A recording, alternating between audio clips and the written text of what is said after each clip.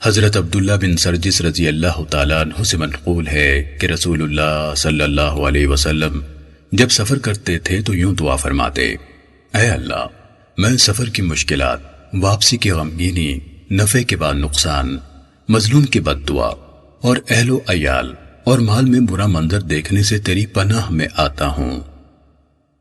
سنن نسائی حدیث نمبر 5501۔ حضرت عبداللہ بن سرجس رضی اللہ تعالیٰ عنہ نے فرمایا، نبی اکرم صلی اللہ علیہ وسلم جب سفر کرتے تو سفر کی مشکلات، واپسی کی پریشانی، نفع کے بعد نقصان، مظلوم کی بد دعا اور برے منظر سے پناہ طلب فرماتے تھے۔ سنن نسائی حدیث نمبر 5502۔ حضرت ابو ہریرہ رضی اللہ تعالیٰ عنہ سے روایت ہے، انہوں نے فرمایا، رسول اللہ صلی اللہ علیہ وسلم جب سفر شروع کرتے اور اونٹ پر سوار ہوتے تو اپنی انگشت شہادت سے آسمان کی طرف اشارہ فرماتے۔ راوی حدیث شعبہ نے اپنی انگلی کو لمبا کیا اور اشارہ کر کے دکھایا اور یہ دعا پڑھتے: اے اللہ، تو ہی سفر میں اصلی ساتھی ہے اور اہل و مال میں تو ہی نگران ہے۔ اے اللہ، میں سفر کے مصائب اور غمناک واپسی سے تیری پناہ میں آتا ہوں۔ سنن نسائی حدیث نمبر 5503۔ حضرت ابو ہریرہ رضی اللہ تعالیٰ عنہ سے منقول ہے کہ رسول اللہ صلی اللہ علیہ وسلم نے فرمایا، مستقل رہائش میں برے پڑوسی سے پناہ مانگنی چاہیے، عارضی پڑوسی تو جلد یا بدیر تجھ سے دور ہو جائے گا۔ سنن نسائی حدیث نمبر 5504۔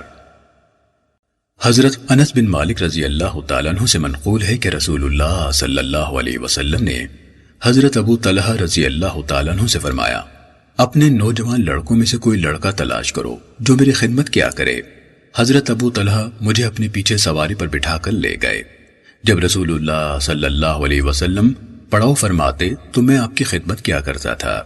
میں آپ کو اکثر یہ دعا پڑھتے سنتا تھا: اے اللہ، میں شدید بڑھاپے، غم، نکمے پن، کاہلی، کنجوسی، بزدلی، قرض کے بوجھ اور لوگوں کے غلبے سے تیری پناہ چاہتا ہوں۔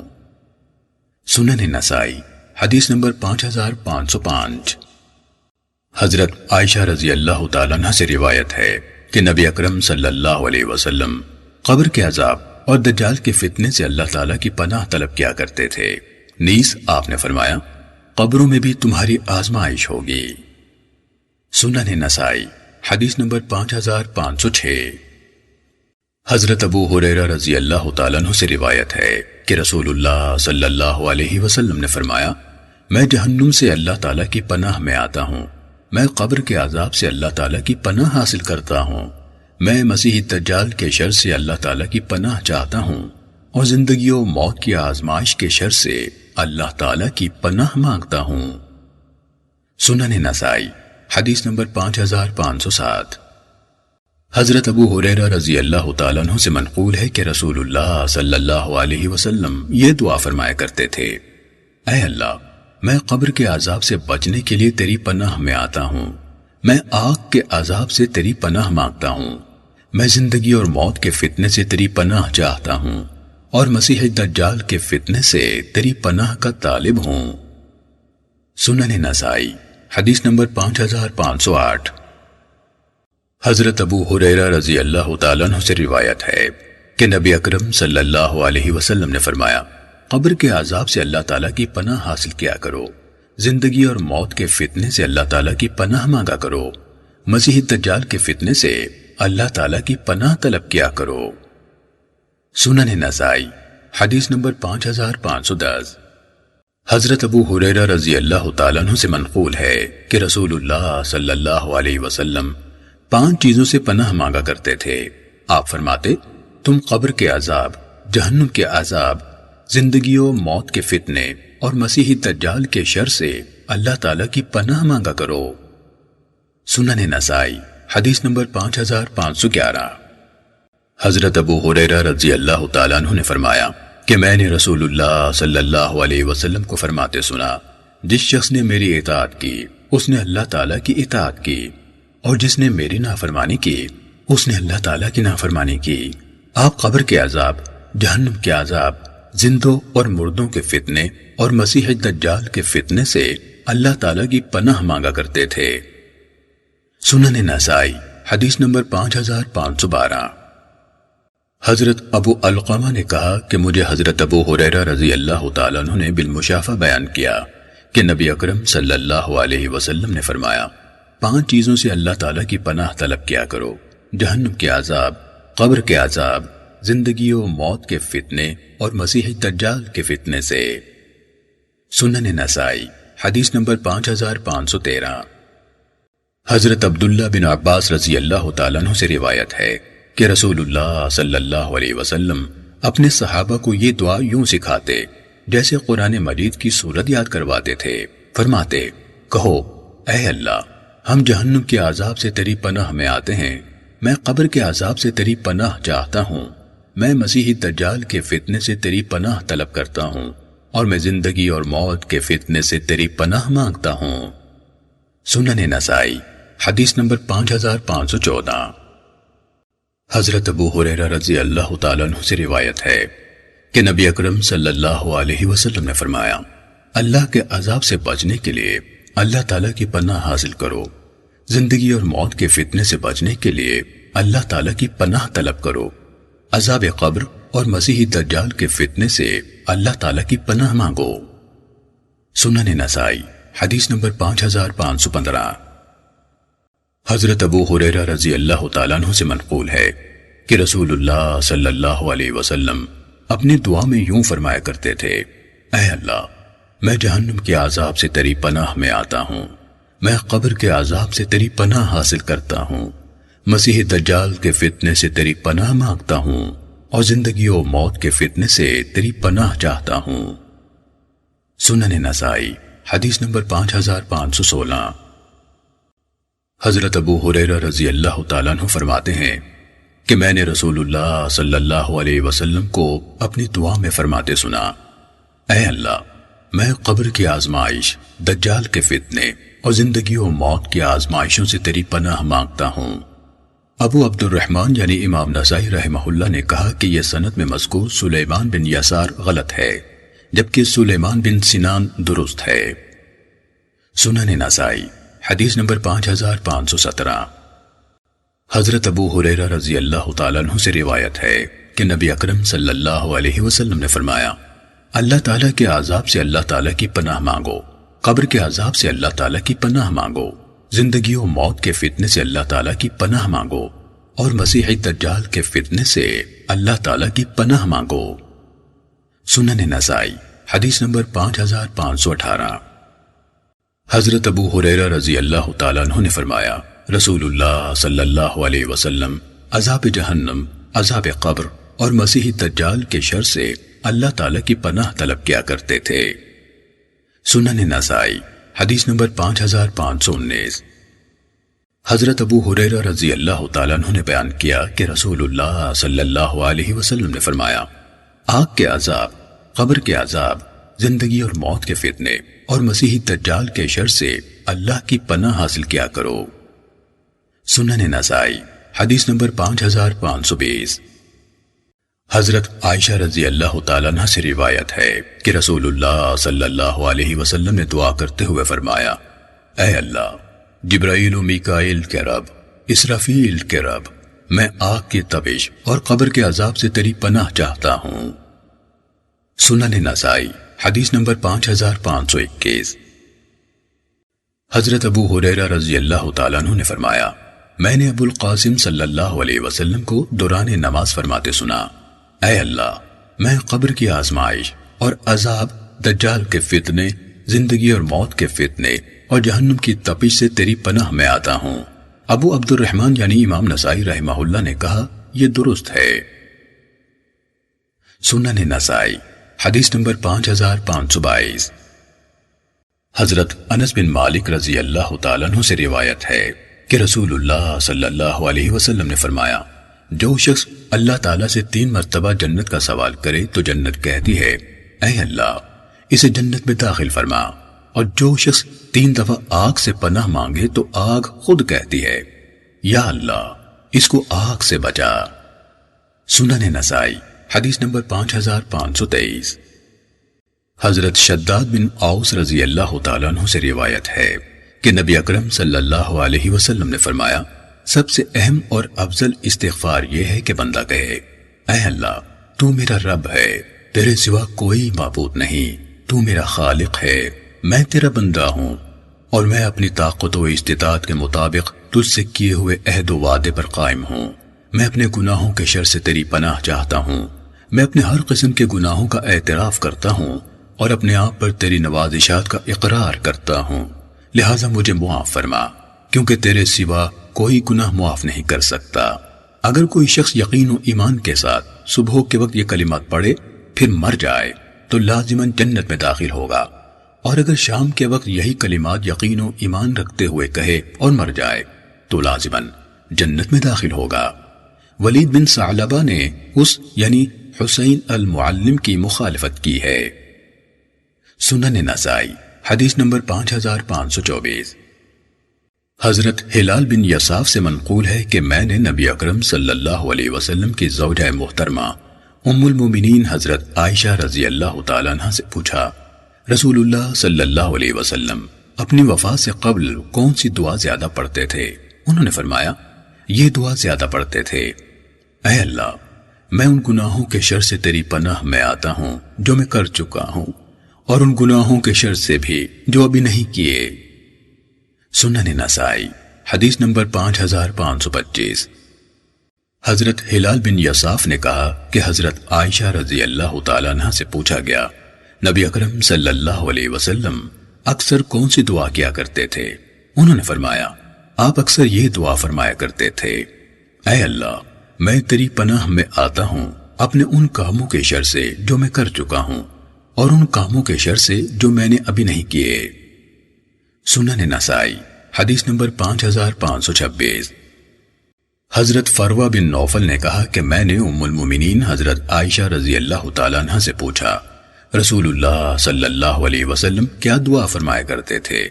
انہوں نے کہا آپ یوں دعا فرمایا کرتے تھے اے اللہ میں تیری پناہ میں آتا ہوں ان کاموں کے شر سے جو میں کر چکا ہوں اور ان کاموں کے شر سے جو میں نے نہیں کیے۔ سنن نسائی حدیث نمبر 5527۔ حضرت عائشہ رضی اللہ تعالیٰ عنہ سے روایت ہے انہوں نے کہا کہ رسول اللہ صلی اللہ علیہ وسلم فرمایا کرتے تھے اے اللہ میں اپنے کردہ و ناکردہ گناہوں کے شر سے تیری پناہ حاصل کرتا ہوں۔ سنن نسائی حدیث نمبر 5528۔ حضرت فروہ بن نوفل نے کہا کہ میں نے حضرت عائشہ رضی اللہ تعالیٰ عنہ سے عرض کی مجھے وہ الفاظ بیان فرمائیے جن کے ساتھ رسول اللہ صلی اللہ علیہ وسلم دعا فرمایا کرتے تھے۔ انہوں نے کہا رسول اللہ صلی اللہ علیہ وسلم یوں دعا فرمایا کرتے تھے اے اللہ میں اپنے کردہ و ناکردہ گناہوں کے شر سے تیری پناہ چاہتا ہوں۔ سنن نسائی حدیث نمبر 5529۔ حضرت فروہ بن نوفل سے منقول ہے کہ میں نے حضرت عائشہ رضی اللہ تعالیٰ عنہ سے کہا کہ مجھے کوئی ایسی دعا بتلائیے جو رسول اللہ صلی اللہ علیہ وسلم فرمایا کرتے تھے۔ انہوں نے کہا آپ فرماتے تھے اے اللہ میں ان کاموں کے شر سے تیری پناہ میں آتا ہوں جو میں کر چکا ہوں اور ان کاموں کے شر سے بھی جو میں نے ابھی تک نہیں کیے۔ سنن نسائی حدیث نمبر 5530۔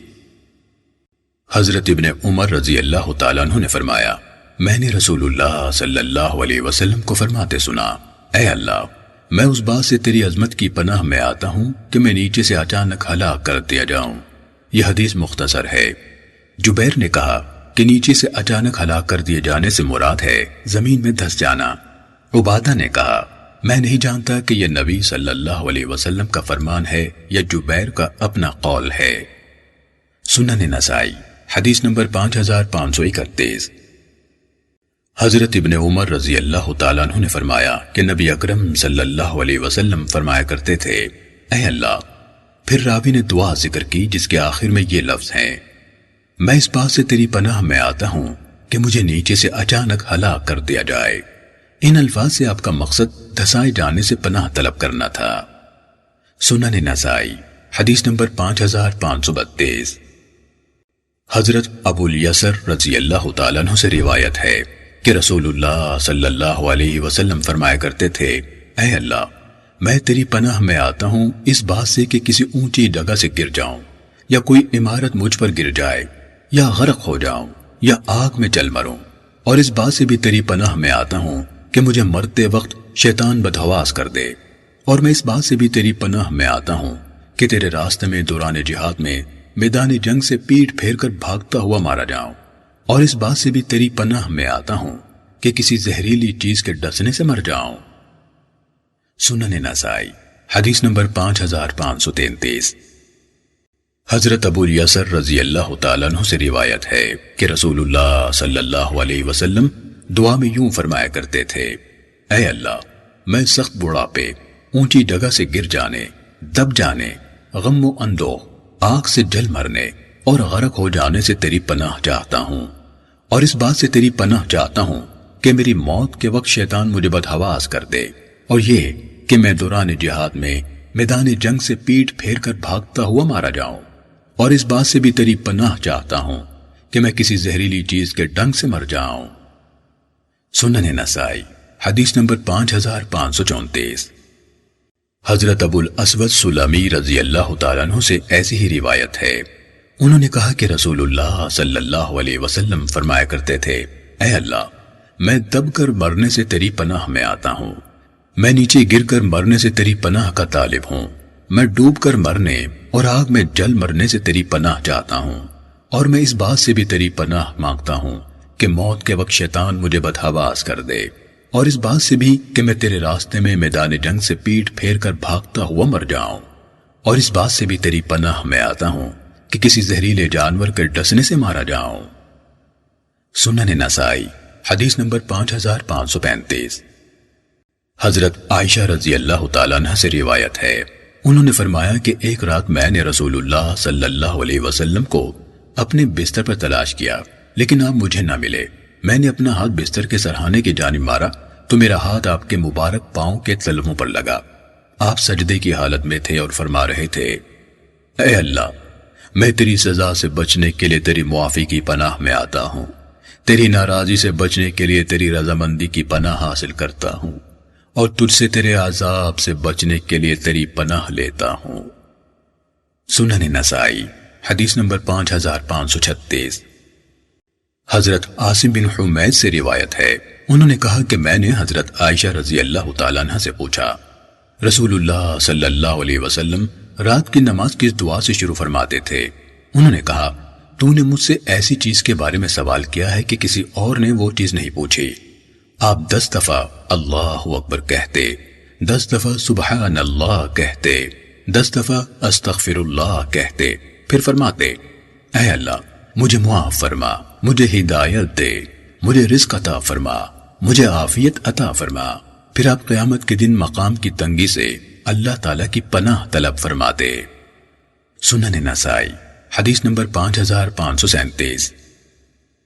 حضرت ابو ہریرہ رضی اللہ تعالیٰ عنہ سے روایت ہے کہ رسول اللہ صلی اللہ علیہ وسلم نے فرمایا: اے اللہ، میں تیری پناہ میں آتا ہوں اس علم سے جو فائدہ نہ دے، اس دل سے جو اللہ تعالیٰ کے سامنے عاجزی نہ کرے، اس نفس سے جو سیر نہ ہو، اور اس دعا سے جو قبول نہ ہو۔ ابو عبد الرحمن یعنی امام نسائی رحمہ اللہ نے فرمایا: سعید مقبوری نے یہ حدیث حضرت ابو ہریرہ رضی اللہ تعالیٰ عنہ سے نہیں سنی، بلکہ اس نے اپنے بھائی عباد بن ابو سعید سے سنی ہے، اور اس یعنی عباد نے حضرت ابو ہریرہ رضی اللہ تعالیٰ عنہ سے، جیسا کہ اگلی روایت میں اس کی صراحت ہے۔ سنن نسائی حدیث نمبر 5538۔ حضرت ابو ہریرہ رضی اللہ تعالیٰ عنہ فرماتے ہیں کہ رسول اللہ صلی اللہ علیہ وسلم فرمایا کرتے تھے: اے اللہ، میں تیری پناہ چاہتا ہوں اس علم سے جو نفع مند نہ ہو، اس دل سے جس میں خشوع و خضوع نہ ہو، اس نفس سے جو سیر نہ ہو، اور اس دعا سے جو سنی نہ جائے۔ سنن نسائی حدیث نمبر 5539۔ حضرت عبداللہ بن حارث سے منقول ہے کہ جب حضرت زید بن ارقم سے کہا جاتا کہ ہمیں کوئی ایسی چیز بیان کریں جو آپ نے رسول اللہ صلی اللہ علیہ وسلم کو فرماتے سنا ہو، تو وہ فرماتے: میں تمہیں وہی چیز بیان کروں گا جو ہمیں رسول اللہ صلی اللہ علیہ وسلم نے بیان فرمائی۔ آپ ہمیں یہ کلمات پڑھنے کا حکم دیتے تھے: اے اللہ، میں نکمے پن، کاہلی، کنجوسی، بزدلی، شدید بوڑھاپے اور قبر کے عذاب سے تیری پناہ میں آتا ہوں۔ اے اللہ، میرے نفس کو تقوی عطا فرما، اور اس کو پاکیزہ فرما، کیونکہ تو بہترین پاکیزہ فرمانے والا ہے، تو اس کا دوست اور مالک ہے۔ اے اللہ، میں تیری پناہ مانگتا ہوں اس نفس سے جو سیر نہ ہو، اس دل سے جو خشوع و خضوع والا نہ ہو، اس علم سے جو مفید نہ ہو، اور اس دعا سے جو قبول نہ ہو۔ سنن نسائی حدیث نمبر 5540۔ حضرت انس بن مالک رضی اللہ تعالیٰ عنہ نے بیان فرمایا کہ ایک دفعہ میں اپنے قبیلے کے لوگوں میں جو میرے چچا لگتے تھے کھڑا گدر کھجوروں کی شراب پلا رہا تھا۔ میں ان سب میں سے چھوٹا تھا۔ اتنے میں ایک آدمی نے آ کر کہا، شراب حرام کر دی گئی ہے۔ انہوں نے کہا، اسے بہا دے۔ میں نے وہ سب کی سب بہا دی۔ میں یعنی سلیمان تیمی نے حضرت انس سے پوچھا، وہ شراب کس چیز کی تھی؟ انہوں نے فرمایا کہ وہ کچی کھجوروں یعنی گدر اور خشک کھجوروں کو ملا کر بنائی گئی تھی۔ حضرت انس رضی اللہ تعالیٰ عنہ کے بیٹے حضرت ابو بکر نے کہا کہ ان دنوں لوگ کھجوروں کی شراب ہی پیتے تھے۔ حضرت انس رضی اللہ تعالیٰ عنہ نے ان کی بات کی تردید نہیں فرمائی۔ سنن نسائی حدیث نمبر 5543۔ حضرت انس رضی اللہ تعالیٰ عنہ سے روایت ہے کہ میں ابو طلحہ، ابی بن کعب، ابو دجانہ اور کچھ دوسرے انصاری لوگوں کو گدر کھجور کی شراب پلا رہا تھا کہ ہمارے پاس ایک آدمی آیا اور اس نے کہا، ایک نیا حکم جاری ہوا ہے کہ شراب کی حرمت کا حکم اتر آیا ہے۔ ہم نے شراب انڈیل دی، حالانکہ وہ اس دن کچی کھجوروں اور خشک کھجوروں کو ملا کر تیار کی گئی تھی۔ حضرت انس رضی اللہ تعالیٰ عنہ نے فرمایا، شراب حرام کی گئی تو لوگوں کی عام شراب کھجوروں سے تیار کردہ تھی۔ سنن نسائی حدیث نمبر 5544۔ حضرت انس بن مالک رضی اللہ تعالیٰ عنہ نے فرمایا، جب شراب حرام قرار دی گئی تو ان لوگوں کی شراب کچی کھجوروں اور خشک کھجوروں کو ملا کر تیار ہوتی تھی۔ سنن نسائی حدیث نمبر 5545۔ حضرت جابر بن عبداللہ رضی اللہ تعالیٰ عنہ نے فرمایا، گدر یعنی ادبک اور خشک کھجوروں سے تیار کردہ نشاور مشروب خمر ہے۔ سنن نسائی حدیث نمبر 5546۔ حضرت جابر بن عبداللہ رضی اللہ تعالیٰ عنہ نے فرمایا، گدر اور خشک کھجوروں سے خمر تیار ہوتی ہے۔ اعمش نے اس حدیث کو مرفوع بیان کیا ہے۔ سنن نسائی حدیث نمبر 5547۔ حضرت جابر رضی اللہ تعالیٰ عنہ سے روایت ہے کہ نبی اکرم صلی اللہ علیہ وسلم نے فرمایا، منقع اور کھجوروں سے تیار کردہ نشاور مشروب خمر یعنی شراب ہے۔ سنن نسائی حدیث نمبر 5548۔ نبی اکرم صلی اللہ علیہ وسلم کے ایک صحابی سے روایت ہے کہ نبی اکرم صلی اللہ علیہ وسلم نے قدر اور خشک کھجوروں کی مشترکہ نبیذ اور منقع اور کھجور کی مشترکہ نبیذ سے منع فرمایا ہے۔ سنن نسائی حدیث نمبر 5549۔ حضرت ابن عباس رضی اللہ تعالیٰ عنہ سے روایت ہے کہ رسول اللہ صلی اللہ علیہ وسلم نے کدو کے برتن، مٹکے، تار کو لگے ہوئے برتن اور کھجور کی جڑ سے بنائے گئے برتن میں نبیذ بنانے سے منع فرمایا ہے۔ اسی طرح بلح اور زاہو کھجور کو ملا کر نبیذ بنانے سے بھی منع فرمایا ہے۔ سنن نسائی حدیث نمبر 5550۔ حضرت ابن عباس رضی اللہ تعالیٰ عنہ سے روایت ہے کہ رسول اللہ صلی اللہ علیہ وسلم نے کدو کے برتن، تار کو لگے ہوئے برتن اور کھجور کی جڑ سے بنائے کے برتن سے منع فرمایا، نیز کھجور کو منقع سے ملا کر اور پکنے کے قریب کھجور کو خشک کھجور سے ملا کر نبیذ بنانے سے بھی منع فرمایا۔ سنن نسائی حدیث نمبر 5551۔ حضرت ابو سعید خدری رضی اللہ تعالیٰ عنہ سے مروی ہے کہ رسول اللہ صلی اللہ علیہ وسلم نے پکنے کے قریب اور خشک کھجور نیز منقع اور خشک کھجور کی مشترکہ نبیذ کے استعمال سے منع فرمایا۔ سنن نسائی حدیث نمبر 5552۔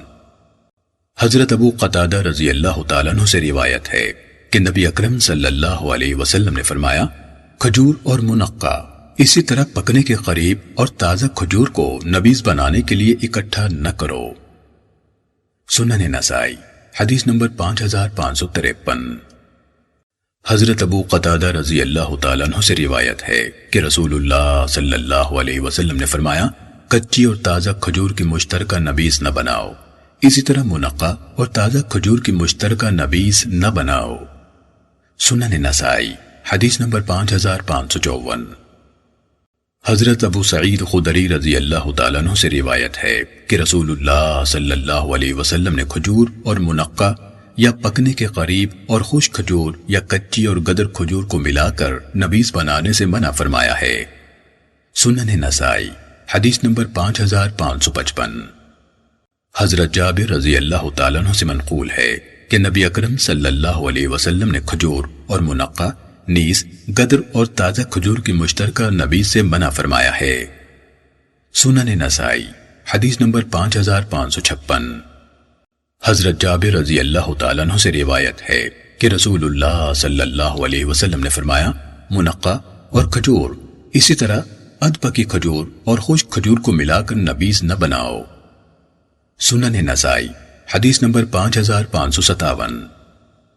حضرت جابر رضی اللہ تعالیٰ عنہ سے مروی ہے کہ رسول اللہ صلی اللہ علیہ وسلم نے منقع اور کھجور کو ملا کر نبیذ بنانے سے منع فرمایا، اسی طرح گدر اور خشک کھجور کو ملا کر نبیذ بنانے سے بھی منع فرمایا۔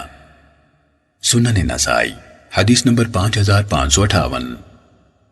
حضرت ابن عباس رضی اللہ تعالیٰ عنہ نے فرمایا رسول اللہ صلی اللہ علیہ وسلم نے کدو کے برتن، مٹکے، تارکول ملے ہوئے برتن اور کھجور کی جڑ سے بنائے گئے برتن میں نبیذ بنانے سے منع فرمایا، اسی طرح گدر اور خشک کھجور کو ملا کر یا منقع اور کھجور کو ملا کر نبیذ بنانے سے منع فرمایا۔ آپ نے علاقہ حجر کے لوگوں کو لکھ بھیجا تھا کہ منقع اور کھجور کو ملا کر نبیذ نہ بناؤ۔ سنن نسائی حدیث نمبر 5559۔ حضرت ابن عباس رضی اللہ تعالیٰ عنہ نے فرمایا بسر یعنی گدر کھجور اکیلی کی نبیذ بھی حرام ہے اور خشک کھجور کے ساتھ ملا کر بھی حرام ہے۔ سنن نسائی حدیث نمبر 5560۔ حضرت ابن عباس رضی اللہ تعالیٰ عنہ سے روایت ہے کہ رسول اللہ صلی اللہ علیہ وسلم نے کھجور و منقع اور خشک و گدر کھجور کی مشترکہ نبیذ سے منع فرمایا ہے۔ سنن نسائی حدیث نمبر 5561۔ حضرت جابر بن عبداللہ رضی اللہ تعالیٰ عنہ سے روایت ہے کہ رسول اللہ صلی اللہ علیہ وسلم نے کھجور و منقع کو ملا کر اور خشک اور گدر کھجور کو ملا کر نبیذ بنانے سے منع فرمایا ہے۔ سنن نسائی حدیث نمبر 5562۔ حضرت ابو قتادہ رضی اللہ تعالیٰ عنہ سے روایت ہے کہ نبی اکرم صلی اللہ علیہ وسلم نے فرمایا پکنے کے قریب اور تازہ کھجور کی مشترکہ نبیذ نہ بناؤ اور تازہ کھجور اور منقع کو ملا کر نبیذ نہ بناؤ۔ سنن نسائی حدیث نمبر 5563۔ حضرت جابر رضی اللہ تعالیٰ عنہ سے روایت ہے کہ رسول اللہ صلی اللہ علیہ وسلم نے منقع اور گدر کھجور کو ملا کر نبیذ بنانے سے منع فرمایا، اسی طرح گدر کھجور اور تازہ کھجور کو ملا کر نبیذ بنانے سے منع فرمایا۔ سنن نسائی حدیث نمبر 5564۔ حضرت انس بن مالک رضی اللہ تعالیٰ عنہ سے روایت ہے کہ رسول اللہ صلی اللہ علیہ وسلم نے ہمیں نبیذ میں دو چیزیں اکٹھی کرنے سے منع فرمایا ہے کیونکہ ایک دوسری کو تیز کرے گی۔ میں نے ان سے فضیخ کے بارے میں پوچھا تو انہوں نے مجھے اس سے منع کر دیا۔ وہ اس گدر کھجور کی نبیذ کو ناپسند کرتے تھے جو ایک طرف سے پک چکی ہو، اس خطرے سے کہ وہ دو قسم کا پھل ہے تو ہم اس کی ایک جانب کاٹ دیتے تھے۔ سنن نسائی حدیث نمبر 5565۔ حضرت ابو ادریس سے روایت ہے کہ میں نے دیکھا حضرت انس بن مالک رضی اللہ تعالیٰ عنہ کے پاس گدر کھجور لائی گئی جو ایک طرف سے پک چکی تھی۔ آپ اس کے پکے ہوئے سرے کو کاٹنے لگے تاکہ ایک حصے سے نبیذ بنائی جائے نہ کہ دونوں سے۔ سنن نسائی حدیث نمبر 5566۔ حضرت قتادہ نے فرمایا کہ حضرت انس رضی اللہ تعالیٰ عنہ ہمیں ایک طرف سے پکی ہوئی گدر کھجور لانے کا حکم دیتے، پھر اس کا وہ سرا کاٹ دیا جاتا۔ سنن نسائی حدیث نمبر 5567۔ حضرت انس رضی اللہ تعالیٰ عنہ کھجور کے پکے ہوئے حصے کو نہیں رہنے دیتے تھے بلکہ نبیذ بنانے کے لیے گدر حصے سے الگ کر دیتے تھے۔ سنن نسائی حدیث نمبر 5568۔ حضرت ابو قتادہ رضی اللہ تعالیٰ عنہ سے روایت ہے کہ رسول اللہ صلی اللہ علیہ وسلم نے فرمایا پکنے کے قریب اور پکی کھجوروں کو ملا کر نبیذ نہ بناؤ، اسی طرح گدر کھجور اور منقع کو بھی نہ ملاؤ، بلکہ ان میں سے ہر ایک کی الگ الگ نبیذ بناؤ۔ سنن نسائی حدیث نمبر 5569۔ حضرت ابو قتادہ رضی اللہ تعالیٰ عنہ سے منقول ہے کہ نبی اکرم صلی اللہ علیہ وسلم نے پکنے کے قریب اور خشک کھجور کی مشترکہ نبیذ اور اسی طرح گدر اور خشک کھجور کی مشترکہ نبیذ سے منع کیا، اور آپ نے فرمایا ان میں سے ہر ایک کی الگ الگ نبیذ ان مشکیزوں میں بناؤ جن کا منہ باندھا جاتا ہے۔ سنن نسائی حدیث نمبر 5570۔ حضرت ابو سعید خدری رضی اللہ تعالیٰ عنہ سے مروی ہے کہ رسول اللہ صلی اللہ علیہ وسلم نے نیم پختہ کھجور کو خشک کھجور کے ساتھ ملا کر یا منقہ کو خشک کھجور کے ساتھ ملا کر یا منقہ کو نیم پختہ کھجور سے ملا کر نبیذ بنانے سے منع فرمایا۔ آپ نے فرمایا جو تم میں سے نبیذ پینا چاہے وہ ان میں سے ایک چیز کی نبیذ پیے، صرف خشک کھجور کی یا صرف نیم پختہ کھجور کی یا صرف منقہ کی۔ سنن نسائی حدیث نمبر 5571۔ حضرت ابو سعید خدری رضی اللہ تعالیٰ عنہ نے بیان فرمایا کہ نبی اکرم صلی اللہ علیہ وسلم نے گدر کھجور کو خشک کھجور کے ساتھ یا منقہ کو خشک کھجور کے ساتھ یا منقہ کو گدر کھجور کے ساتھ ملانے سے منع فرمایا۔ آپ نے فرمایا تم میں سے جو شخص نبیذ پینا چاہے تو ان میں سے کسی ایک چیز کی نبیذ پیے۔ ابو عبد الرحمن یعنی امام نسائی رحمہ اللہ نے کہا کہ راوی حدیث ابو المتوکل کا نام علی بن داود ہے۔ سنن نسائی حدیث نمبر 5572۔ حضرت ابو ہریرہ رضی اللہ تعالیٰ عنہ فرماتے ہیں کہ رسول اللہ صلی اللہ علیہ وسلم نے منع فرمایا کہ نبیذ بنانے کے لیے گدر کھجور اور منقہ کو یا گدر اور خشک کھجور کو ملایا جائے۔ آپ نے فرمایا ان میں سے ہر ایک کی الگ الگ نبیذ بناؤ۔ سنن نسائی حدیث نمبر 5573۔ حضرت ابو سعید خدری رضی اللہ تعالیٰ عنہ سے روایت ہے کہ نبی اکرم صلی اللہ علیہ وسلم نے منع فرمایا کہ کھجوروں اور منقہ کو ملا کر یا کھجوروں اور نیم پختہ کھجوروں کو ملا کر نبیذ بنائی جائے۔ آپ نے فرمایا منقہ کی الگ نبیذ بناؤ، کھجور کی الگ اور نیم پختہ کھجور کی الگ۔ ابو عبد الرحمن یعنی امام نسائی رحمہ اللہ نے کہا کہ راوی حدیث ابو کثیر کا نام یزید بن عبد الرحمن ہے۔ سنن نسائی حدیث نمبر 5574۔ حضرت ابو ہریرہ رضی اللہ تعالیٰ عنہ سے منقول ہے کہ رسول اللہ صلی اللہ علیہ وسلم نے فرمایا شراب ان دو درختوں کے پھلوں سے تیار ہوتی ہے، کھجور اور انگور۔ سنن نسائی حدیث نمبر 5575۔ حضرت ابو ہریرہ رضی اللہ تعالیٰ عنہ سے روایت ہے کہ رسول اللہ صلی اللہ علیہ وسلم نے فرمایا شراب عموماً ان دو درختوں یعنی کھجور اور انگور کے پھلوں سے تیار ہوتی ہے۔ سنن نسائی حدیث نمبر 5576۔ حضرت سعید بن جبیر سے منقول ہے آیت مذکورہ میں سکر سے مراد شراب ہے۔ سنن نسائی حدیث نمبر 5578۔ حضرت سعید بن جبیر سے منقول ہے کہ سکر سے مراد شراب ہے۔ سنن نسائی حدیث نمبر 5579۔ حضرت سعید بن جبیر نے فرمایا سکر یعنی نشہ ور مشروب حرام ہے اور اس کے حسن یعنی نبیذ وغیرہ حلال ہے۔ سنن نسائی حدیث نمبر 5580۔ حضرت ابن عمر رضی اللہ تعالیٰ عنہ سے روایت ہے کہ میں نے حضرت عمر رضی اللہ تعالیٰ عنہ کو مدینہ منورہ کے منبر پر فرماتے سنا اے لوگو آگاہ رہو، جس دن شراب کی حرمت کا حکم نازل ہوا ان دنوں شراب 5 چیزوں سے تیار کی جاتی تھی، انگور سے، کھجور سے، شہد سے، گندم سے اور جو سے، اور یاد رکھو ہر وہ چیز شراب ہے جو عقل کو ڈھانپے۔ سنن نسائی حدیث نمبر 5581۔ حضرت ابن عمر رضی اللہ تعالیٰ عنہ سے روایت ہے کہ میں نے حضرت عمر ابن الخطاب رضی اللہ تعالیٰ عنہ کو رسول اللہ صلی اللہ علیہ وسلم کے منبر مبارک پر فرماتے سنا حمد و صلات کے بعد یاد رکھو کہ شراب کی حرمت نازل ہوئی تو وہ 5 چیزوں سے تیار کی جاتی تھی، انگور سے، گندم سے، جو سے، کھجور سے اور شہد سے۔ سنن نسائی حدیث نمبر 5582۔ حضرت ابن عمر رضی اللہ تعالیٰ عنہ نے فرمایا کہ شراب 5 چیزوں سے تیار ہوتی ہے، کھجور سے، گندم سے، جو سے، شہد سے اور انگور سے۔ سنن نسائی حدیث نمبر 5583۔ حضرت ابن سیرین سے روایت ہے، انہوں نے کہا کہ ایک آدمی نے حضرت ابن عمر رضی اللہ تعالیٰ عنہ کے پاس آ کر کہا، ہمارے گھر والے شام کے وقت نبیذ بناتے ہیں، ہم صبح کے وقت وہ پی لیتے ہیں، کیا یہ جائز ہے؟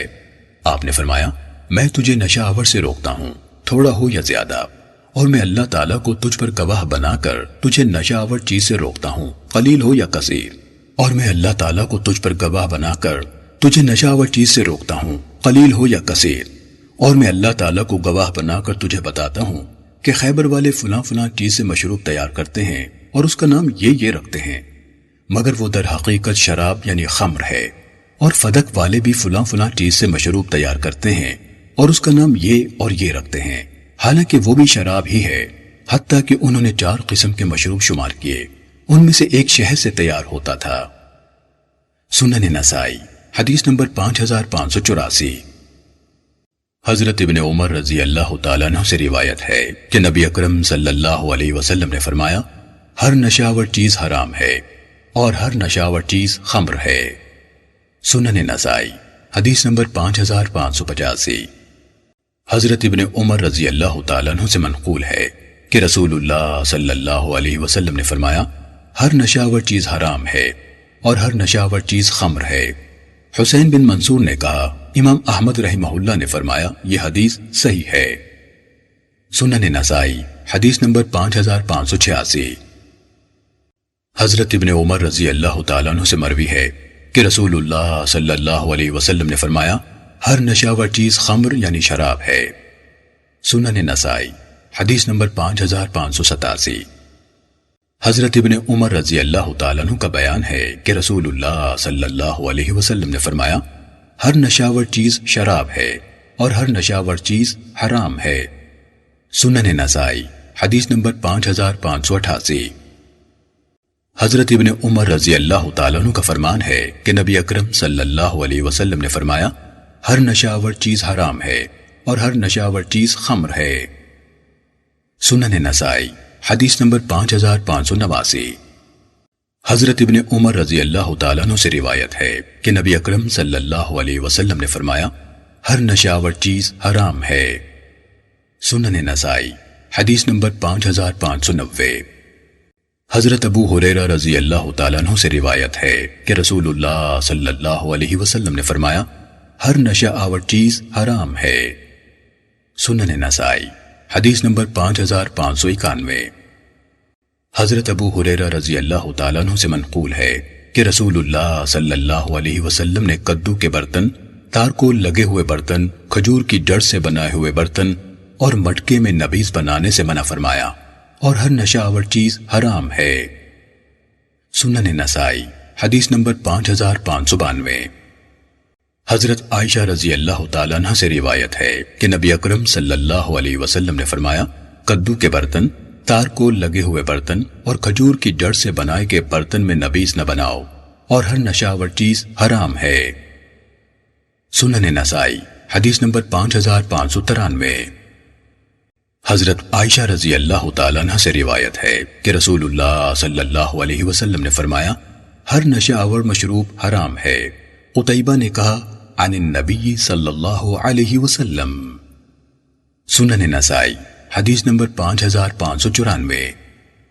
حضرت عائشہ رضی اللہ تعالیٰ عنہ سے منقول ہے کہ رسول اللہ صلی اللہ علیہ وسلم سے شہد کی نبیذ کے بارے میں پوچھا گیا تو آپ نے فرمایا، جس مشروب میں نشہ پیدا ہو جائے وہ حرام ہے۔ یہ الفاظ سوید کے ہیں۔ سنن نسائی حدیث نمبر 5595۔ حضرت عائشہ رضی اللہ تعالیٰ عنہ سے مروی ہے کہ رسول اللہ صلی اللہ علیہ وسلم سے بطع یعنی شہد کی شراب کے بارے میں پوچھا گیا تو آپ نے فرمایا، جس مشروب میں بھی نشہ پیدا ہو جائے وہ حرام ہو جاتا ہے۔ بطع یعنی نبیذ ہے جو شہد سے تیار کی جاتی تھی۔ سنن نسائی حدیث نمبر 5596۔ حضرت عائشہ رضی اللہ تعالیٰ عنہ سے روایت ہے کہ نبی اکرم صلی اللہ علیہ وسلم سے بطع کے بارے میں پوچھا گیا تو آپ نے فرمایا، ہر نشہ آور مشروب حرام ہے۔ بطع شہد کی نبیذ کو کہتے ہیں۔ سنن نسائی حدیث نمبر 5597۔ حضرت ابو موسیٰ رضی اللہ تعالیٰ عنہ سے روایت ہے کہ رسول اللہ صلی اللہ علیہ وسلم نے فرمایا، ہر نشہ آور چیز حرام ہے۔ سنن نسائی حدیث نمبر 5598۔ حضرت ابو بردہ رضی اللہ تعالیٰ عنہ کے والد محترم حضرت ابو موسیٰ اشعری رضی اللہ تعالیٰ عنہ نے فرمایا کہ رسول اللہ صلی اللہ علیہ وسلم نے مجھے اور حضرت معاذ رضی اللہ تعالیٰ عنہ کو یمن کی طرف مبلغ اور امیر بنا کر بھیجا۔ حضرت معاذ نے کہا، آپ ہمیں ایسے علاقے کی طرف بھیج رہے ہیں جہاں کے لوگ بہت قسم کے مشروب پیتے ہیں، میں کون سا مشروب پیوں؟ آپ نے فرمایا، جو چاہے پی لو مگر نشہ آور مشروب نہ پینا۔ سنن نسائی حدیث نمبر 5599۔ حضرت ابو موسیٰ رضی اللہ تعالیٰ عنہ سے منقول ہے کہ رسول اللہ صلی اللہ علیہ وسلم نے فرمایا، ہر نشے والی چیز حرام ہے۔ سنن نسائی حدیث نمبر 5600۔